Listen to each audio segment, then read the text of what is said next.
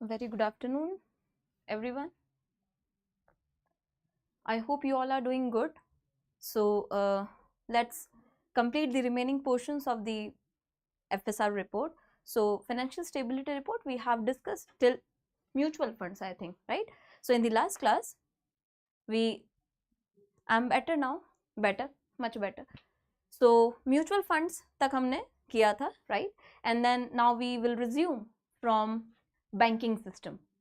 Okay, so I hope you have been following the lectures and covering up those lectures, and don't worry about the report, it will be completed definitely. I'm getting some queries whether you will complete this or not, so I will complete this report for sure, there is no doubt regarding that. Okay, as and when time allows, I'm always there to take this class. So let's begin with the further analysis. It starts with the banking system trend highlighted in the FSR. What does it say regarding banking system? So first thing which we have is asset quality and performance metrics. Asset quality and performance metric. Asset quality. So report says that in banking system, overall banking system, the asset quality has improved. Quality of the loans extended, basically they have improved. You have seen the trend, you have seen the data that the gross NP is declining, then the net NP is also declining also. So asset quality is improving, basically. Asset quality improved further with gross NP and net NP have been falling to multi-year lows of 2.8% and 0.6% respectively. We have seen in the beginning of the class, we have tried to understand the graph, right? So it showed you, it depicted the decline in the GNP and the net NPA. So it shows that the asset quality is improving. Quality of the loans extended by the banking system are improving. There are less of defaults. This is it, right? So remember this thing. Then what does the report says about ROA and ROE? We have also seen these soundness indicators of the banking system. They basically reflect how much strength your system has, how much are you able, how much is your profitability, basically how much are you able to say earn as net profit or net income on your assets, right? ROA. So we have discussed these terminologies earlier as well. Return on assets, return on equity. I hope you remember all these concepts, right? In the RBI annual report also we have discussed, and then in the FSR itself.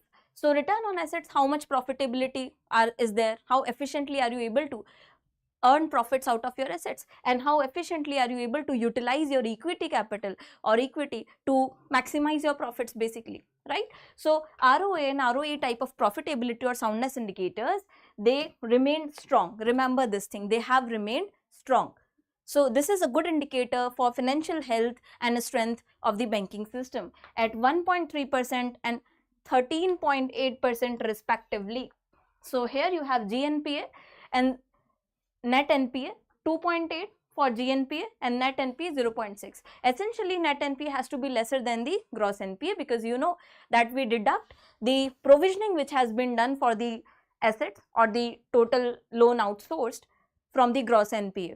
Then we get the net NPA, right? So it has to be lesser. And in this case, remember ROA 1.3% and then ROE 13.8%. So it has remained strong. This is a good indicator. Now in the banking system, if we talk about other indicators like credit and deposit growth. So here we have something important. The terminologies are also interesting and important. You will get to know what is a CD ratio, what is the ideal and healthy range considered for CD ratio in the banking and all, right? So let's see what does it say. In this section, credit and deposit growth, if we see, the report says that the credit deposit ratio has peaked at 78.8% in December 2023. Okay, then it moderated to 76.8% in say March 2024. Now to understand, is this moderation beneficial or harmful? Is it a good indicator or not? You need to understand what is a credit deposit ratio first of all. Anyone has an idea? So what is CD ratio? A very important ratio used in banking terminologies, banking, to assess how much deposits, total deposits you have, how much of those deposits are you extending as loans. So basically your total loans divided by total deposits into 100. You can note down the formula, you will remember the concept, right? CD ratio through this formula. So it is total credit or total loan divided by total deposits into 100. So it essentially tells you that how much of your deposits, total deposits, are you creating as credit, extending as credit or loan, right? So now, is it clear to everyone? Tell me, CD ratio, credit deposit ratio. So whenever it comes, remember this concept whenever I refer to CD ratio, right? So since now we have understood what is CD ratio, it becomes easier to analyze the trend. One more thing before reading this data is that the ideal range of CD ratio, which is considered as healthy, where there is no risk, any lower or higher risk. So the ideal range is say 65% to 70% in a banking system. Ideal range. It may vary country to country, but the generalized ideal range is 65% to 70% CD ratio. Now you will understand what does the report says. So if it is higher, if CD ratio is higher, what does it indicate? It indicates that out of your total deposits, you are extending credit aggressively. Are you getting my point? You are lending so much. It can cause shortfall of liquidity into your banking system in future. So creating credit is good, it is required for growth, but then you have to see how much deposits you have. If you extend a lot out of your deposits as credit, then you might have a risk in terms of liquidity. So ideal or healthy range is 65 to 70%, but then it peaked. So now you understand when it was at peak, say 78.8% in December 22-23. And then it moderated. So it moderated from 78.8% to 76.2% in March 24. Now tell me, is this moderation from 78 to 76% is healthy or not? Is it a good indicator or not? Now you will be able to tell me. So remember, easy to remember these figures, 78 and 76, right? Tell me, this moderation from the previous financial year is a good indicator in that case? Yes or no?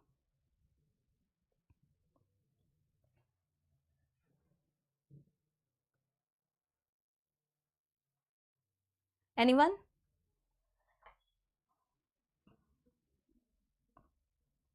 It is a good indicator. Okay, yes. Why? Because then you have a less risky banking system, right? So when you have CD ratio in a moderate range, it 78, 79%, 78% is very risky. It is higher. So if you are extending a lot of credit out of your total deposits, in that case your liquidity is at risk, right? You may have to face liquidity crunch in near future. So if it has moderated, that is good. I hope you have understood this thing. Next, high in private sector banks. Particularly, the report specifies, remember this thing, that the CD ratio has been higher for the PVBs, private sector banks in India, not the public sector banks. Remember this trend as well. So it has been high in the private sector banks with over 3/4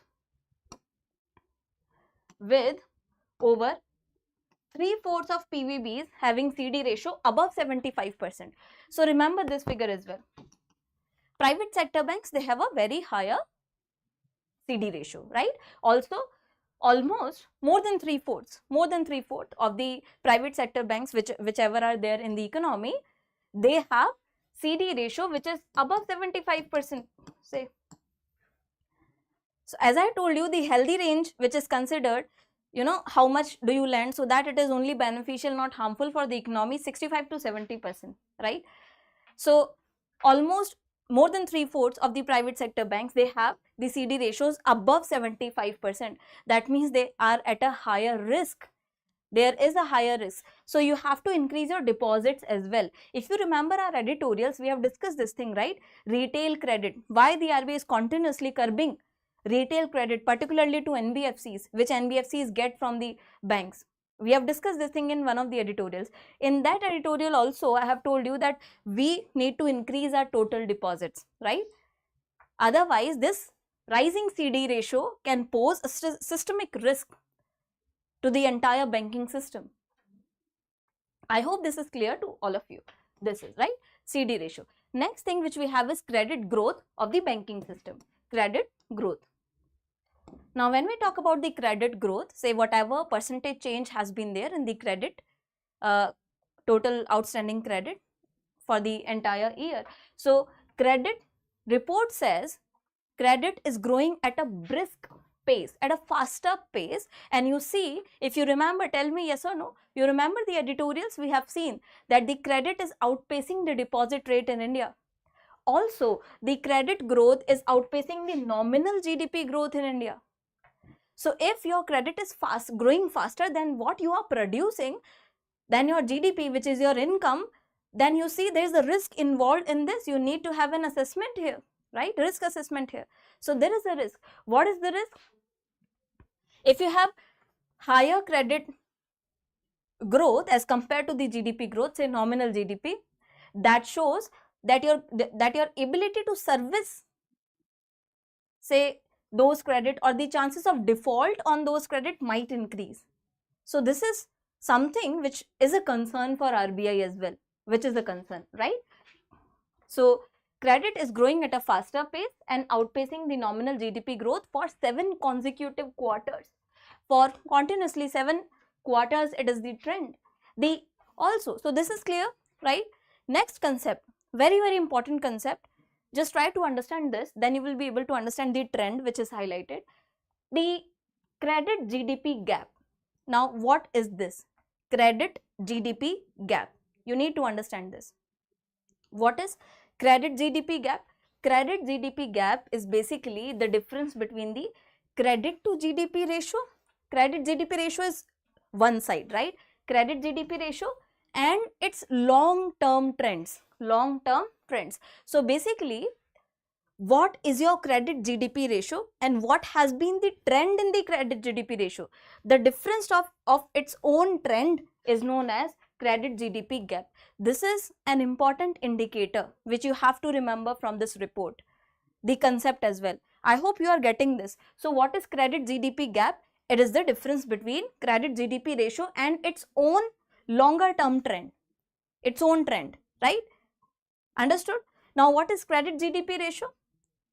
Any idea what is credit GDP ratio?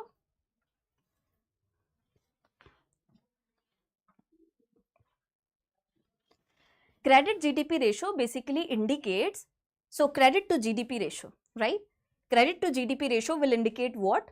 How much you are, to say fuel economic growth, how much are you extending as credit? So if you, because credit extension, then investment process takes place, then you have economic activities.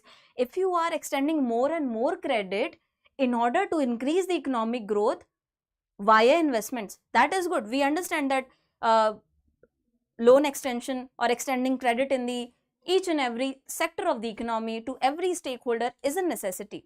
But then if you are relying heavily on credit growth or extension of credit for your GDP to rise, so this indicates how much credit are you relying on to fuel your economic growth.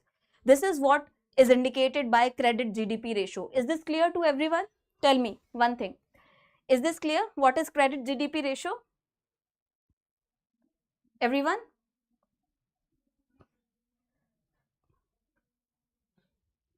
Right? So since we have understood credit GDP ratio, now the credit GDP gap. So what is the longer term trend of this credit GDP ratio? If it has, say, become negative from its previous trend, that shows that you are now less relying on the credit extension or credit creation for fueling your economic growth. That shows you have still a lot of space for extending loans. That is a good indicator. But if this credit, say, credit GDP gap is a positive number,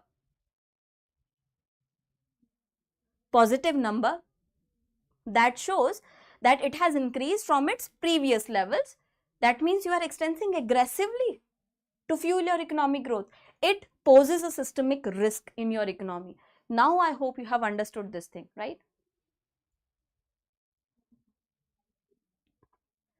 The more credit we infuse, the higher GDP we expect. Yes, actually. So it indicates that you are, to fuel your economic growth, you are taking the route of credit creation.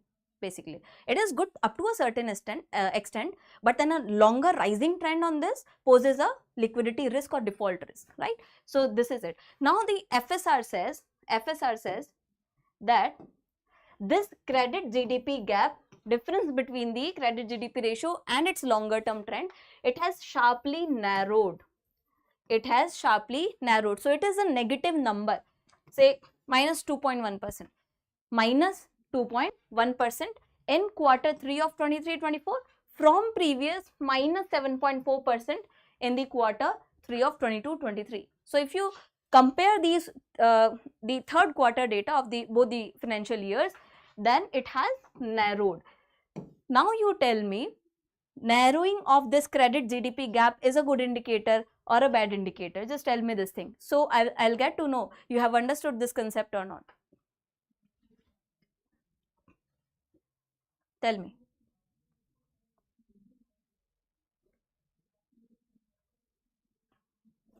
Anyone?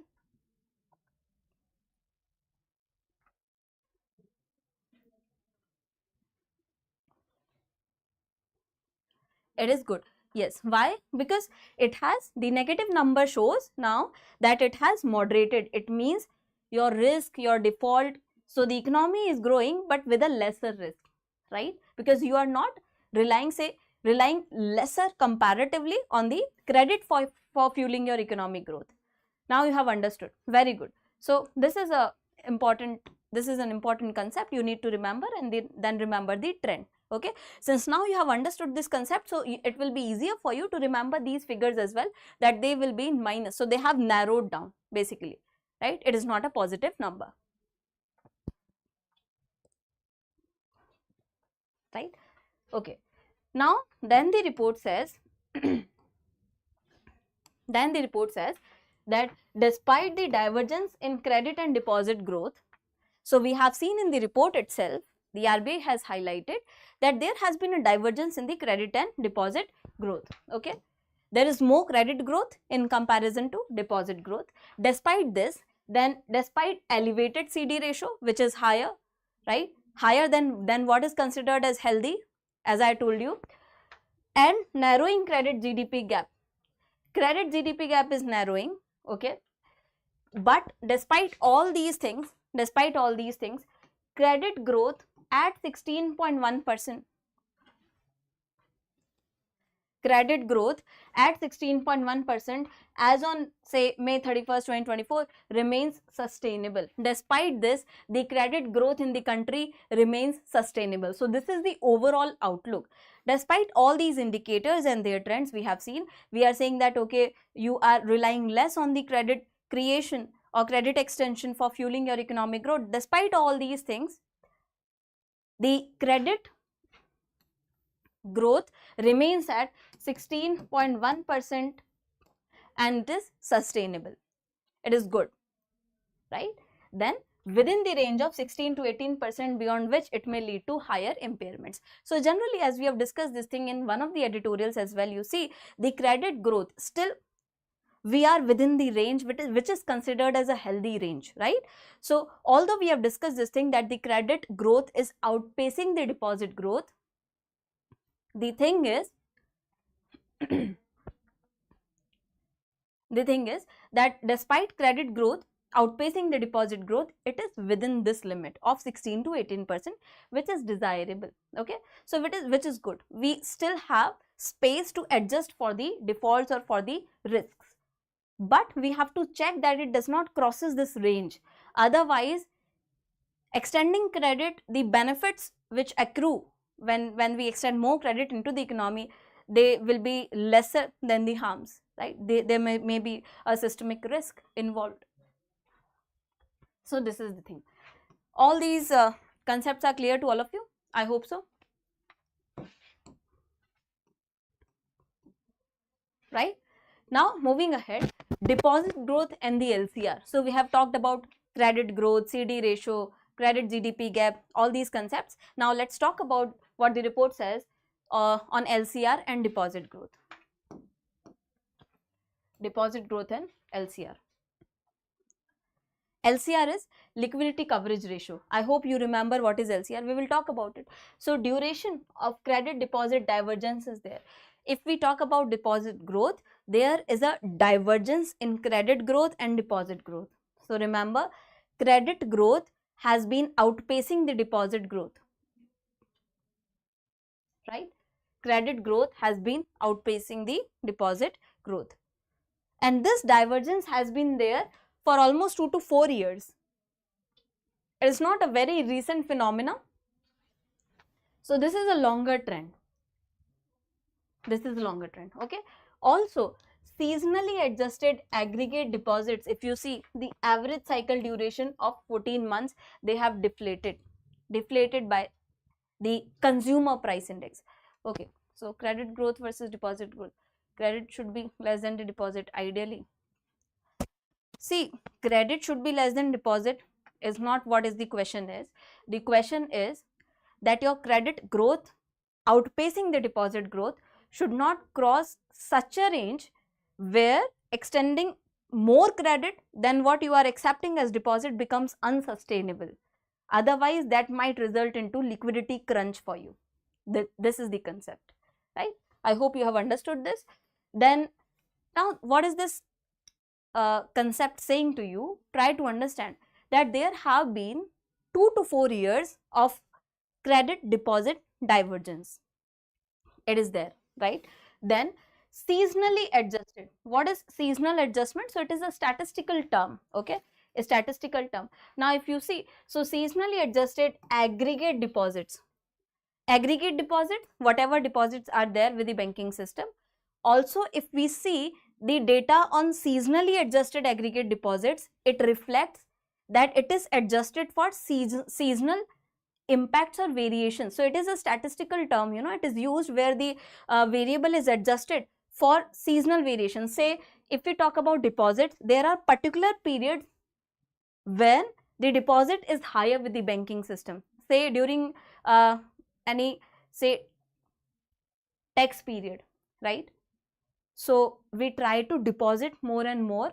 So when you have to pay taxes, you have to say file the ITR and all, you deposit your money under various tax saving schemes like ATC of Income Tax Act, right, which provides you 1.5 lakh amount to be kept there and it is exempt from the income tax. So all these things, tax periods mein you tend to deposit more. So there are at times certain deposits are higher. So adjusting the value for those variations, this adjusted aggregate deposit trend, right, adjusted aggregate deposit trend, the FSR is saying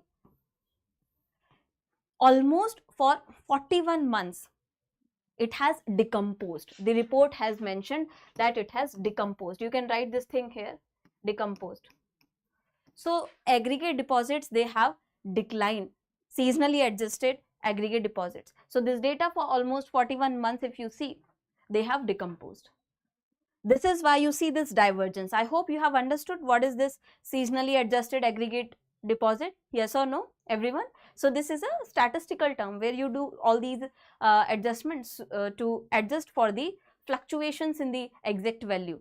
Like I explained to you, when there is a tax period, you tend to deposit more in all these tax saving schemes, so more money gets injected into the banking system and all.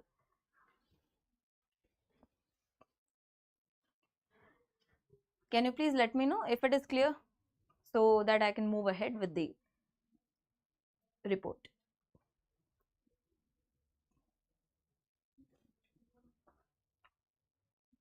Yes, no? Anyone?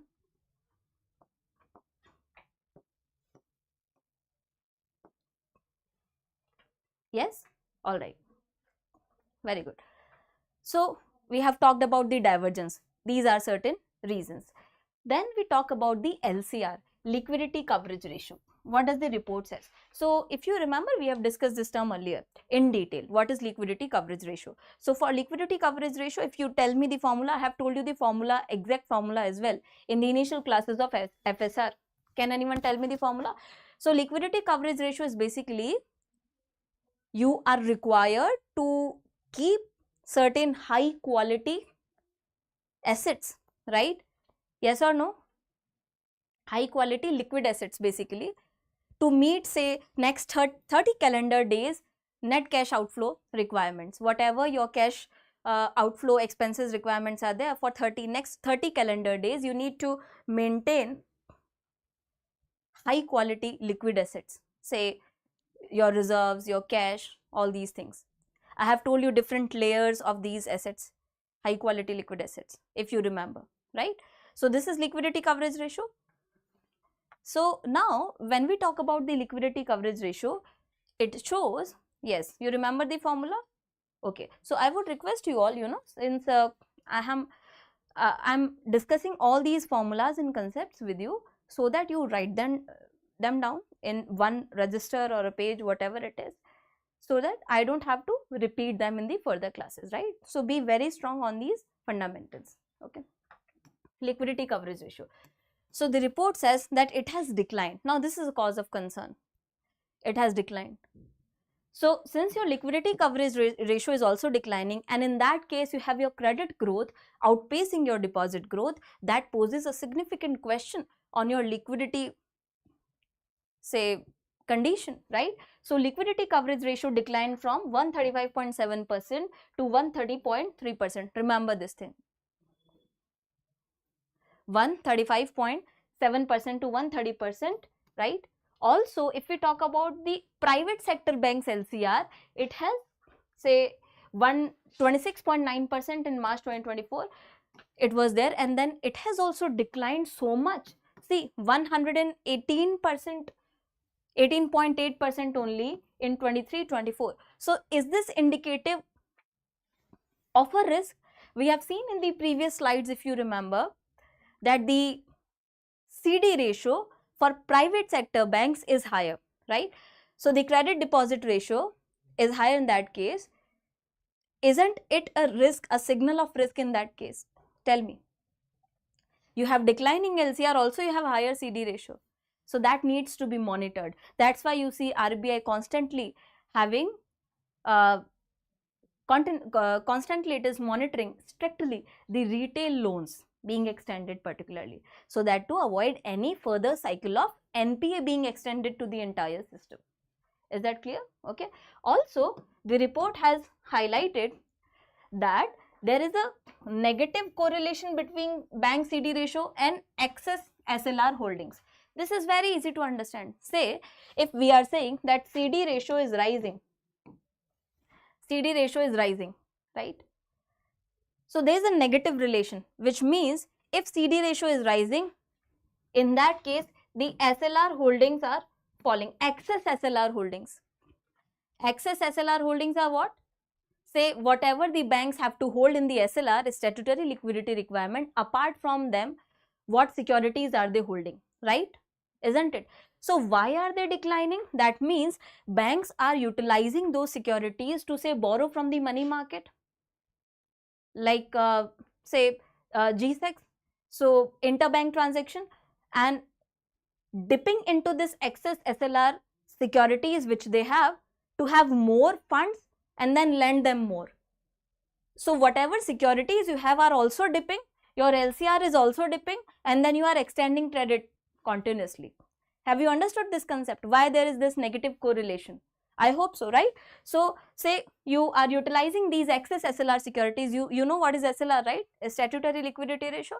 So there is a certain percentage of your net demand and time liabilities NDTL, which all these regulated entities, they need to keep as a minimum reserve requirement in form of cash, government securities and gold. So you have government securities and other eligible securities as well here with you, which you need to keep with yourself. So in that case, whatever you have, securities you have in excess of this SLR requirement, you are using them to say borrow and to lend them more, because then CD ratio is rising. So you are borrowing from your excess SLR securities to say extend more credit. So it is risky, right? I hope you have understood what is happening in the banking system. So that is the trend regarding LCR, CD ratio, all these concepts combined together, which is going in the banking system. I hope this is clear to all of you, right? Now moving ahead, if you see the sectoral lending and regulatory measures which are there, so that's why constantly rising credit growth, and there is a decline in the liquidity coverage ratio, and then you have lesser, say, aggregate deposits decomposing in the banking system, that calls for a more strict or prudent regulation from the side of the regulators, right? In that case, you have some sectoral lending and regulatory measures. What are the measures? Let's see. So the report says, first, if we talk about the retail and services sectors, whatever loan is being granted to the retail borrowers, individuals, or say direct lending or consumer lending, as we have discussed, and services sector. So lending to retail sector, it grew. It has been growing. So it grew at compounded annual growth rate of say 25.2%. Okay. And then lending to services sector, it grew at 22.4%. So remember this growth. For retail sector, it is 25.2. For services, whatever lending has been done by the banking system, it is at 22.4. If you see the overall credit growth, it is 16.4. It is 16.4. So lending to retail sector has been on a rise. That is a question mark. Calls for more regulatory actions. Why?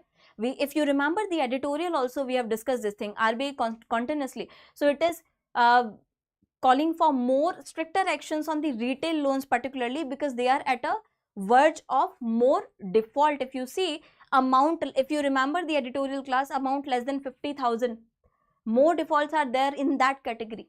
Yes or no? You remember the analysis? So we have discussed this thing.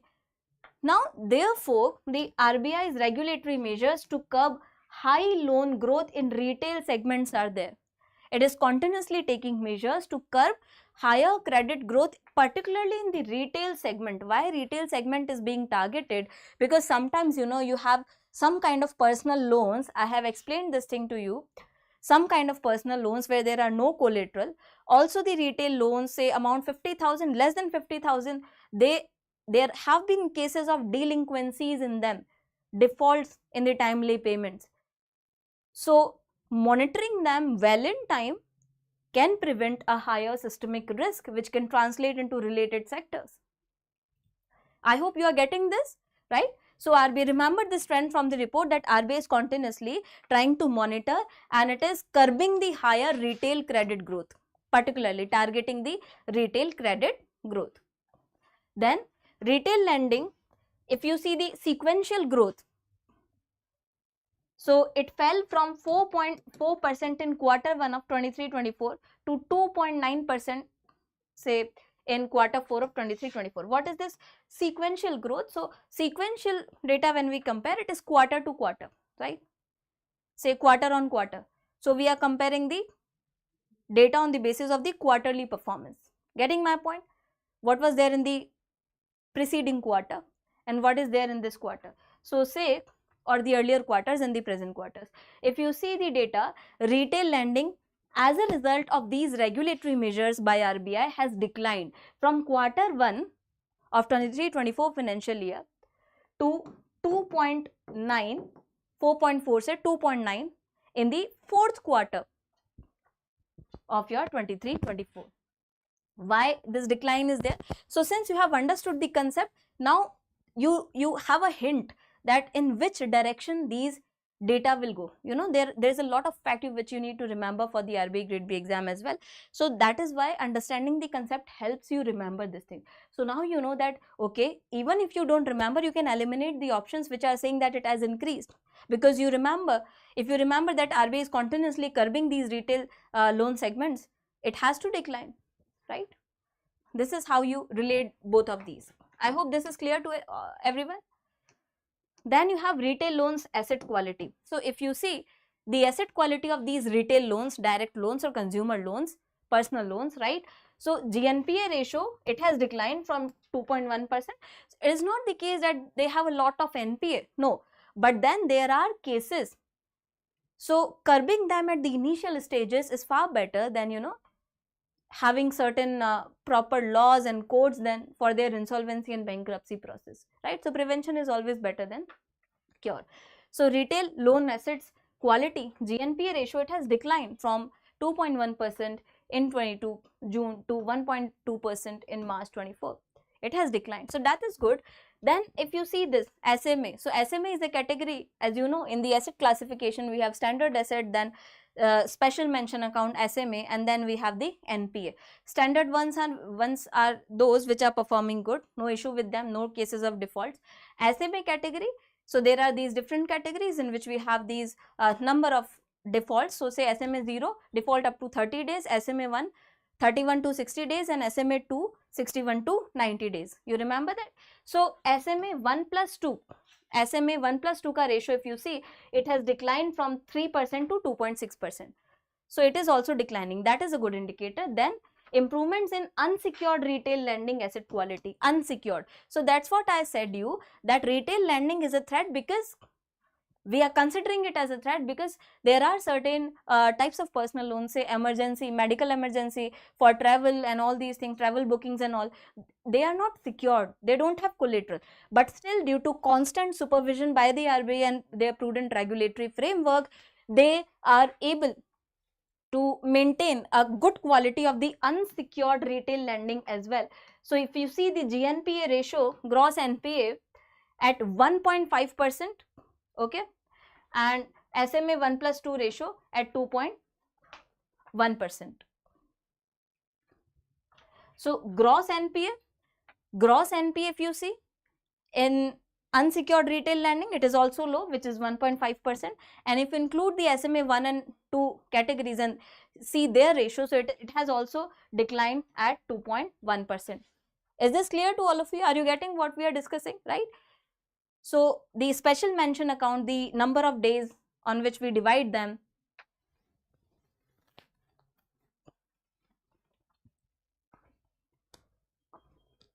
just came from SEBI exam, now focus is RBI. Okay, how was your exam? I hope it was good. Just want to know, is this the last part? No, this is not the last part of FSR. Okay, this is not the last part. So we have discussed the thing that the retail loans asset quality is good, it is performing good because of the constant efforts of the RBI. Then increasing share of retail loan slippage, excluding the housing loans particularly in private sectors NPA, but this is a question mark.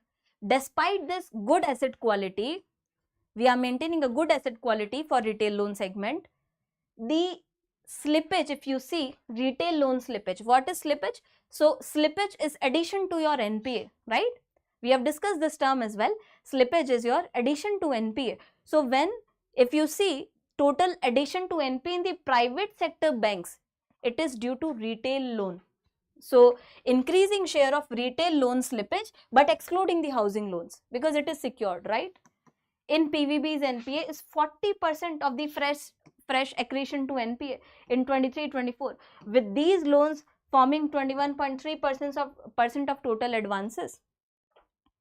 So if you see the private sector banks, the retail loan of the private sector bank, it is almost 21.3% of their total advances, but there is retail loan slippage. So they are adding to private sector banks NPA. They are adding to the private sector banks NPA, which is 40% of the fresh accretion to NPA. If you remember the NPA, the slippage ratio formula, so fresh accretion of NPA divided by total assets, whatever they have at the initial year into 100. You remember this formula? Yes or no? All right. So I wish you good luck for this SEBI examination result. Let's see whatever it is. And this is good that you are focusing on the next exam. Okay, tell me, is this concept clear to all of you? Slippage. We have discussed this term in the previous classes only of the FSR, right? So the report is highlighting that the private sector banks NPA, more retail loan is causing more addition to NPA. So the slippage in the in the private sector banks, NPA is being caused, this addition in NPA is being caused due to retail loans. So that's why you see RBI constantly monitoring the retail loan segment despite the improvement in the asset quality of the retail loans. Okay, so this is the trend. Then if you see the bank lending to the NBFCs, so regulatory measures are there. Also, whatever banks are lending to the NBFCs is also keeping, RBI is keeping an eye on that. Why? So measures taken, what are the measures taken by RBI? RBI has increased the risk weights by 25 percentage points. Remember this thing. RBI has increased the risk weights by 25% to whatever banks are lending to the NBFCs. What does that mean? If you have increased the risk weights to lending to the banks lending to the NBFCs, that means if you are lending whatever amount you are lending to NBFCs, you have to keep more capital against it. It shows that it is risky. So you want to reduce any chance or mitigate any chance of default or systemic risk arising there, because NBFCs are highly involved in retail lending. You see, why is it coming? Why NBFCs are being targeted? We have seen in the editorial classes as well, NBFCs are highly involved in all these kind of personal loans, say retail loans, direct loans, right? So there might be a risk of loan default, and then that might be reflected in the bank's balance sheet, because NBFCs are also borrowers from the banks. So that's why RBI has taken this measure. This is very important. It has increased the risk weight by 25 percentage points, which means that the banks now will have to keep more capital against whatever they lend to the NBFCs, in simple terms. I hope you have understood this. Now, what is the impact? What is the impact of these kind of decisions? So the report says, if we try to analyze the impact on banks lending to NBFCs, it has declined, of course. If you have to keep more capital, you already have stricter provisioning norms and all these things. Your lending to NBFCs is going to decline. So that's why lending to NBFCs has declined to 9.4% from previous 10%. To 9.4% from previous 10%, right? Then if you see the year-on-year growth in bank lending to NBFCs, it has also moderated from 18.9% in 23 to 14.6% in 24. So you will remember this trend that it is going to reduce, because now RBI has increased the risk weight of these loans which are being extended to the NBFCs. That's why the lending has declined, and the year-on-year growth in the banks lending to NBFCs has also moderated from its previous levels of say 18.9%. So now it is at 14.6%. 14.6%. Is this clear?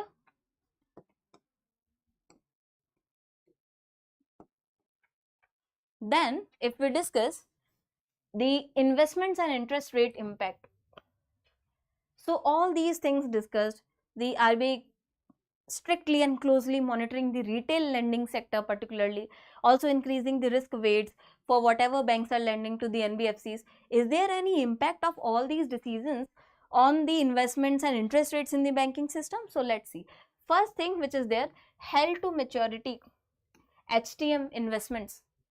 So HTM investments are what? These are investments in your debt securities only, debt raising instruments only, but they are those instruments, those securities which are held till maturity. Your intent is to hold them till maturity. You are not planning to say redeem them before the maturity date. Are you getting my point? So all these debt instruments or debt securities which are held to maturity kind of nature, banks, they have held 64.6% in this HTM category, which is not subject to market valuation. So they have good amount of these HTM securities, right? So the impact is not so much, so it is not negatively impacting. Basically, they have good amount of fund invested into these. Say they hold HTM, okay? So they held almost 64.6% in HTM category. which are not subject to any market to market valuation. So that's why you see there is no substantial risk of all these decisions. Also, if you see this thing, unrealized losses on HTM portfolio, whatever HTM, you see 64.6% they are holding in HTM category. So in this portfolio, the unrealized losses, they have also reduced. What does that mean? It means unrealized losses are what? Loss in any asset which has not been sold yet, right? So you have not realized that loss. When you sell it further, you will realize the loss, right? So it is just on the paper, basically. Understood? So the loss has also reduced, okay, compared to the September data of 2023. So then this impact is not there.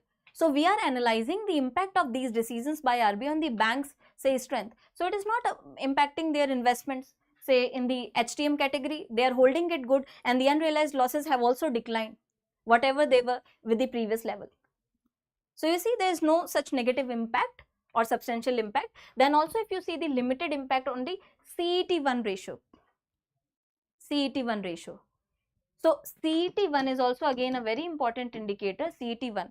So apart from all these investments and the categories, whatever decisions the RBI has taken and these things which we have discussed, targeting the NBFCs, targeting the retail lending, the impact of this thing, these actions on the CET1 ratio has also been limited. So what is this CET1?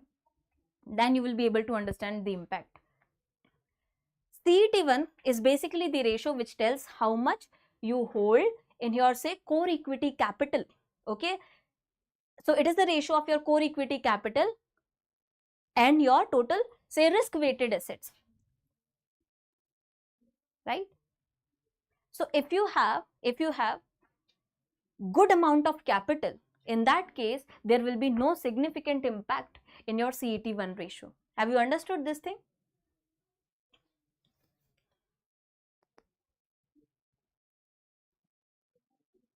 If it is higher, say if CET1 ratio is higher, that means you have enough capital against your risk weighted assets. Say core equity capital we are talking about. Which capital? The core equity capital. Is this clear? CET1 ratio? CET1 ratio. So the impact on these things have also been limited. Yes or no? Anyone? Is this clear? CET1 ratio. So all these decisions, all these trends, they have impacted very in a limited manner in the banking system. You see the limited impact on the CET1 ratio as well. As I told you, it is the ratio of the core equity capital to their risk weighted assets. So the median impact, if you see, median impact, it is of 29 basis points, with 5% of banks recording a substantial impact of 95 basis points. So only 5% of banks, they have reported say substantial impact of almost 95 basis points. But if you see the median impact, it is just 29 basis points. Okay. So it is limited, not very less, not very high, limited impact on the CET1 ratio as well. Tell me, you have understood till here or no?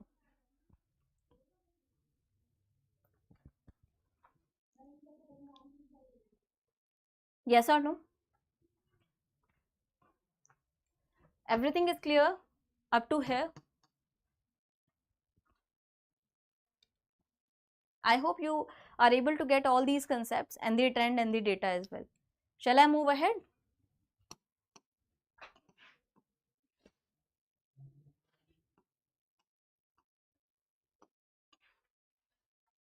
All right. So assuming that you have understood, moving ahead, foreign exchange market. What does the report says on the foreign exchange market?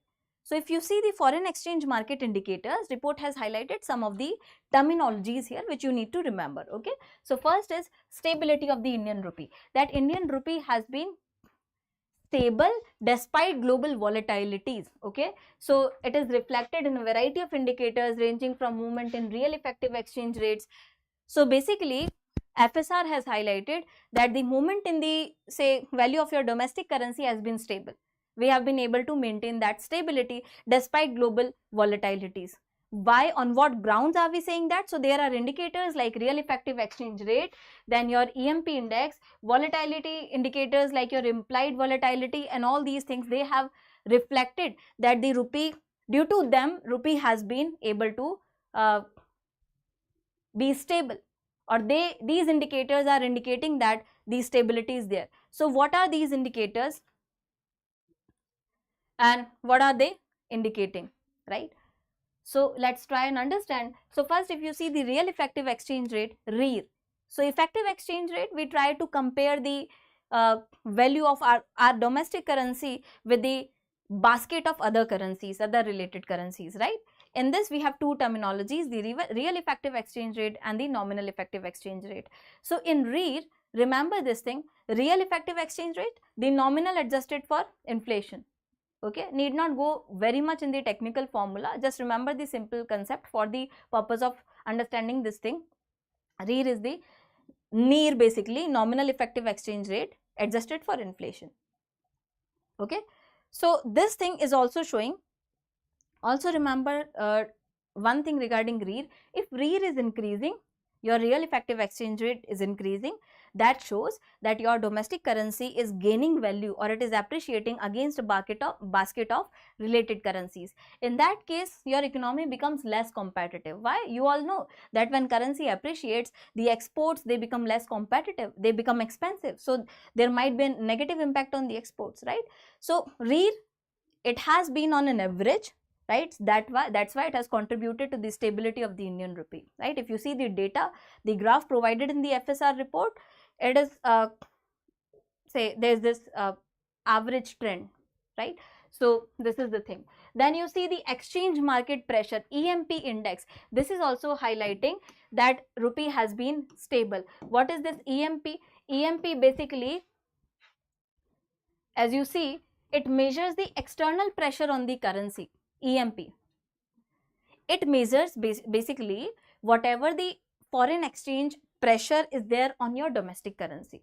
So EMP measures this pressure, and it is a comprehensive way of analyzing this pressure. Why? Because it tries to assess this pressure from two angles.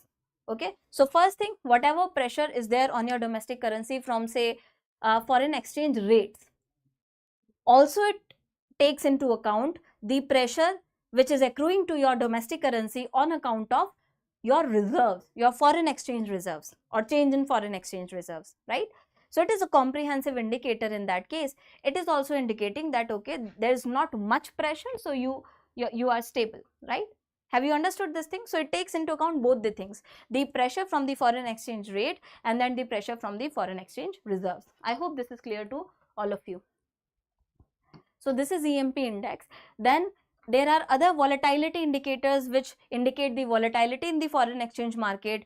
They have also been indicating that rupee is on a stabilizing trend, right? So what are these indicators? Like implied volatility. Implied volatility basically tries to assess, implied volatility indicates what you are expecting the prices of, say, your underlying assets in the options trading in the future, right? So these volatility indicators, you have options trading. So whatever assets, underlying assets are there for them, for these tradings, what the investors say are expecting for the future prices. All these indicators, this is implied volatility, right? All these indicators, they are indicating that it is the rupee, the domestic currency, is on a stabilizing trend. It is stabilizing, right? I hope this is clear to all of you.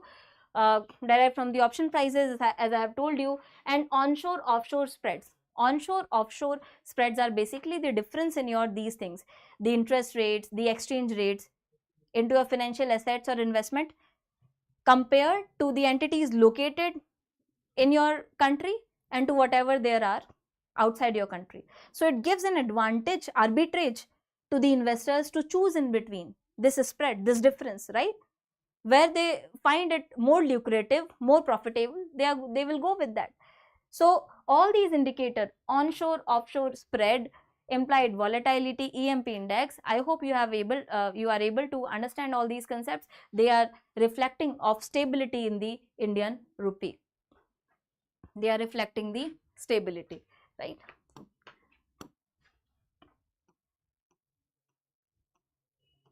So this was regarding your foreign exchange market, whatever is there. Then we have NBFCs, and then we have housing sector, and then we have cyber risk, right?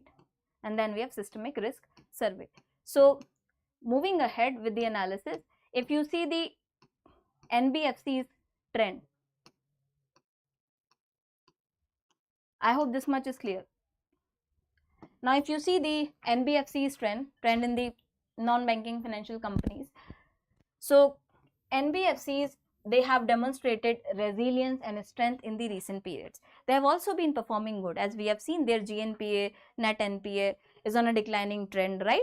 So capital adequacy, if we talk about in terms of capital buffers, so yes, capital ratio of the NBFCs, despite a decline of 79 basis points during the second half of 2024, it stood at 26.6%. This is well above the regulatory minimum requirement of 15%. So if you are maintaining capital buffer or capital reserve well above the minimum regulatory requirement, that is a good indicator, isn't it? That is a good indicator, because it is well above. Say minimum requirement is 15%, but you still have 26.6%, which is way above the minimum requirement. So we can say that they are well maintaining the liquidity requirements. Then if you see the regulatory compliance, maintaining capital ratios significantly above this requirement reflects that they are actively complying with the regulatory measures and norms taken by the regulator, isn't it? So it is good on both of these fronts. Next, if we talk about the profitability and their margins, so their net interest margin. What is net interest margin? So what the difference between what you charge from your loans, interest which you charge on your loans, and then what you offer on your deposits, the difference in this net interest margin, it has remained robust. It means you are able to earn out of this spread, this difference in between the interest rate which you charge from the loan and the interest which you offer on the deposit, right? I hope this is clear. So net interest margins, they have remained robust in the range of 4.2 to 4.8% since 2022, though there was a slight decline of 27 basis points in March 2024, but still they are robust. You need to remember they are in a range of 4.2 to 4.8% net interest margins of NBFCs. Also the return on assets, the profitability, net interest, net income earned on the assets of NBFCs has improved. It is improving gradually, right? So it has reached 3.3% during quarter 4 of 24, financial year 2024, indicating effective management and operational efficiency, right? So their ROA, their profitability or soundness indicator, is also hinting towards a more good management of their assets. Then if we talk about the asset quality of NPA, so of course gross NPA of these NBFCs, it improved to a new low of 4%, reflecting better credit quality. So their GNPA has also declined. When GNPA is declining, it is reflective of more better asset quality in the NBFCs, right? For the NBFCs, and that they are able to manage the risk effectively. Next, moderation in retail lending growth. Also, since you know that RBI is constantly targeting the retail lending, so particularly if you talk in terms of the NBFCs, so there is moderation in retail lending growth for NBFCs. Moderation in retail lending growth for NBFCs. So retail lending growth has moderated. No shock regarding that, right? Because the RBI is constantly monitoring it. So growth in retail lending by NBFCs, it moderated to 14.8% from earlier 16.6%, suggesting a cautious approach in lending practices. So cautiously and effectively RBI is monitoring this thing as well. Also, you see the lending practices overall of the NBFCs. So if you talk about the unsecured loans, the share of unsecured loans, it has decreased. So why? Because again, that's why if you understand the basic first, you are able to understand whatever then follows, right? So since RBI is targeting these things, unsecured loans, retail loans, unsecured retail loans, they have decreased for the NBFCs as well, from 32.2% of the total loans to 22.9% of the total loans for NBFCs. Okay. Also, that's why they are gradually shifting towards, that shows that they are gradually shifting towards more secured and less risky retail lending, overall lending as well. So NBFC sector is performing good on this part as well. Quality of asset, so asset quality is improving, GNPA declining, unsecured loans are falling. Then if you see the consumer credit, so consumer credit, in the consumer credit segment particularly, there are few concerns. Despite all this good performance of the NBFC sector, there are a few concerns remaining related to your consumer credit segment. The consumer credit segment says that, first thing, delinquency levels among borrowers with personal loans below 50,000, they are high. So the delinquency levels for consumer lending, as I told you, this amount below 50,000, they are high. So the default cases, delinquency levels are higher for such amounts. It shows that there's a risk in this consumer lending segment. There's a risk, right? In particular, if you see the NBFC fintech lenders, whatever NBFC fintech lenders are, so you know NBFCs are also actively collaborating with all these fintech startups and industries to enable them to have more accurate and processed data related to the lending and borrowing activities, so that they can target the customer effectively. So all these NBFCs and fintech lenders, which have the highest share in sanctioned and outstanding amounts of these loans, they also have the second highest delinquency levels, only below that of small financial banks. So the highest, if you talk about, of these category loans is being offered by small finance bank, because you know this is microcredit, right? But then after them the NBFCs are there, and particularly NBFC fintech lenders. So this is something which still remains as a concern in consumer credit segment or consumer lending segment. I hope you are able to understand and remember this thing, right? Also, so first thing, the personal loans below 50,000 are a cause of concern. Second thing, vintage delinquency. Vintage delinquency. So vintage delinquency, if you ask me, is a concept which, you know, is a practice in banking. What they do is they try to group all the loans on the basis of their origination into one category, and then they measure their trend. So all those loans which have originated on, say, same date, trying to group that data together, right? If you see the delinquency levels in those loans, so vintage delinquency, which is a measure of slippage as well, so whatever those loans have added which have originated at, say, almost same point of time, so clubbed together, then we see the trend in them. They have also contributed. They relatively remain high in personal loans at 8.2%. At 8.2%. So there is this trend in all these loans originating almost at the same point of time, clubbed together. If you see the trend, it has remained high. That shows there are higher delinquency. So vintage delinquency, I have explained you what is it. It shows that there is a higher trend of delinquency in consumer credit. Then third, little more than a half of the borrowers in this segment, they have 3 live loans at the time of origination, and more than 1/3 of the borrowers, they have availed more than 3 loans in the last 6 months. So if you see vintage delinquency originating, these loans originating at the same time, and that too, this data shows that 3 live loans, all just little more than the half of these segment borrowers, they have at least 3 live loans at the time of origination, and more than 1/3 of these borrowers, they have availed more than 3 loans in the last 6 months. So if you see this type of credit below 50,000, the consumer credit which we are concerned about, if so much of people, they have availed so much of these category loans, then definitely it calls for a stricter supervision on account of the RBI, isn't it? That's why we are targeting the consumer credit, the retail, the direct lending segment. I hope now you are able to understand this entire thing. So remember these concepts which I have explained to you, vintage delinquency and all these things.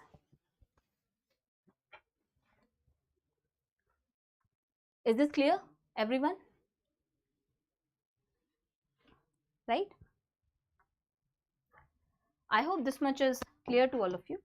Then not much is remaining in this portion, only whatever the performance of housing sector is there, and then the cyber risk. So let's discuss the housing sector as well. Then last thing which is there is cyber risk. Then we are done with the first chapter, the macro financial risks, right? Okay, then we will move on to the next part of this. So if you see the housing sector, All India Housing Price Index. So All India House Price Index, it rose. So prices rose by say 4.1% on year basis, yearly basis in quarter 4 as against the earlier 3.8%. If you see on a sequential basis, on quarterly basis, All India HPI, it has also increased on that basis as well, say by 0.9% in quarter 4 of 23-24 financial year, with expansion witnessed in 8 out of 10 major cities. Housing loan growth remained steady. So if you see the major cities, 8 out of 10 major cities, the housing prices, also the housing loan growth has remained steady. It has not declined. Okay, it has not declined. So that's why you see housing loan is also secured. So when we were talking about those retail loans which the RBI wants to curb, there was something written in the bracket excluding housing loans. So housing loans, they have remained steady in 8 out of 10 major cities. That shows there is not much concern about these loans. Is it clear to everyone? Right? There is no much concern about these loans. So on a sequential basis, if you see, so the prices also increased 0.9%. It means there is demand in this sector. If prices are rising, that means there is demand in this sector, right? So All India House Price Index, it rose by 4.1%. If you see the housing prices after particularly GST also they declined, Corona also they declined. So there was lesser demand in this sector. So now it is gradually picking up. That is the sign of more demand in this sector, more prospect for growth in this sector. I hope you are able to understand this thing, that All India House Price Index has rose by 4.1%. What does it indicate, right? So more demand in this sector. Also, if you see the commercial real estate loans, so real estate loans for commercial purposes, they have also accelerated further. It means this sector is also adding to more, say, economic activities, right? So your commercial loans in this real estate sector, they have also accelerated. So they have accelerated further on a lower base. So earlier this was a lower base. Earlier this figure was a very lower figure, but gradually they are picking up. As I told you, real estate sector was one of the badly hit sectors after GST and demonetization as well, because there was a lot of dealing happening, lot of lending and borrowing happening in terms of cash. So after demonetization and GST particularly, you see, you must have heard in your houses ki ज़मीनों के दाम तो बढ़ ही नहीं रहे हैं, कैसे हम अपनी ज़मीन को बेचें, right? All these kind of statements. So now this sector is picking up gradually. This is what all these things they indicate. Okay, I hope this much is clear to all of you. Any doubts so far? So only cyber risk segment is remaining from this section. Then so we have completed till here the housing sector. I hope you are able to understand everything up to here. So in the next class I will resume from cyber risks. What are the cyber risks into your banking system particularly? So there's a data bank wise distribution of these cyber risks. Then we will see the financial system stress indicator. What does it show? Whether our financial systems are facing higher stress or lower stress. Only this much is remaining. Then what is the systemic risk survey says? Okay, then we will move on to the next part of this. So next chapter will be, chapter 2 will be financial institutions, their soundness and resilience. So I'll see you in the next class. We will resume from here cyber risk, right? We have discussed up to the housing sector, housing finance and housing sector. I hope this much is clear. Any doubts? No doubts? All right, then keep on studying. Please focus on all these concepts and remember the data as well. Once you understand the trend, once you understand the concept, it becomes easier to remember the numbers, right? So I hope this was useful for you. I'll see you in the next part of this report very soon. Thank you so much. Have a very good day. See you in the next class.